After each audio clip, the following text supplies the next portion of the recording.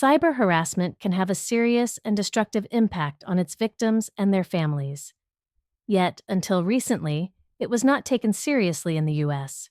Instead, it was widely believed that this behavior was similar to childish fights, but this attitude is changing.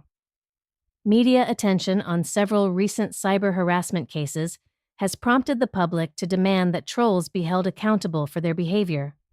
Additionally, as offensive and malicious behavior has become more prevalent and the threats by internet trolls have become more frightening, social media apps and sites, as well as online gaming communities, are taking notice.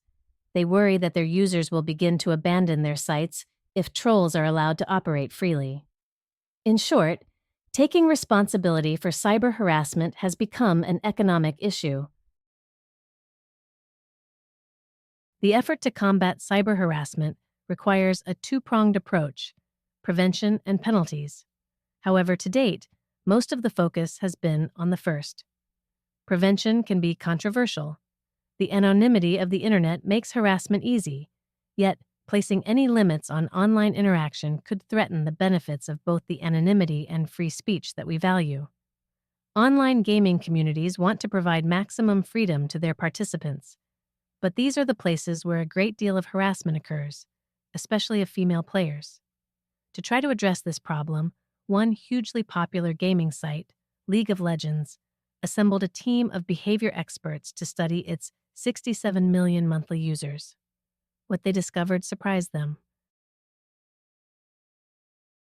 They expected to find a small group of badly behaved players, users who were responsible for most of the abuse and hostile behavior. Their plan was to suspend these players in hopes of eliminating, or at least reducing, online harassment. They did find a few bad apples, but they discovered that most of the offensive behavior came from players who were usually good internet citizens. They only acted badly occasionally. The research team had greater success when the chat function on the game was turned off as default, although players could choose to turn it on. This resulted in abusive comments dropping by 30%. This study suggests that creating even a small barrier to bad behavior can often stop abuse before it starts. Other online communities and sites have already taken steps in this direction. Twitter has had a report abuse button since 2013.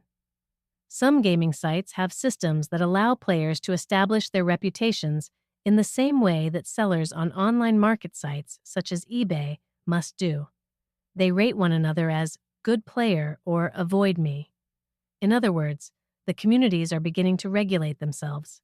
They are also using the latest technology to identify the worst offenders. Google has sponsored a research study to find an algorithm for identifying them. Their posts are more frequent and generally contain negative words, poor grammar, and misspelled words, allowing researchers to identify and ban users who exhibit troll behavior. The United States government have updated their laws to cover threats and stalking over the internet. Nevertheless, these laws still lag disturbingly behind emerging technology.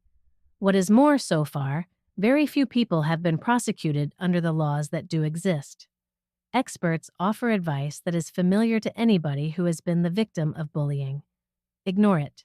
Do not respond to the harassment. By responding to it, you give the trolls what they want: attention. Although this is generally considered to be good advice, unfortunately, it often does not stop ongoing abuse. As we spend more and more time on the internet, addressing offensive and threatening behavior online is becoming increasingly important. As Laura Hudson wrote in Wired magazine in 2014, "The internet is now where we socialize, where we work.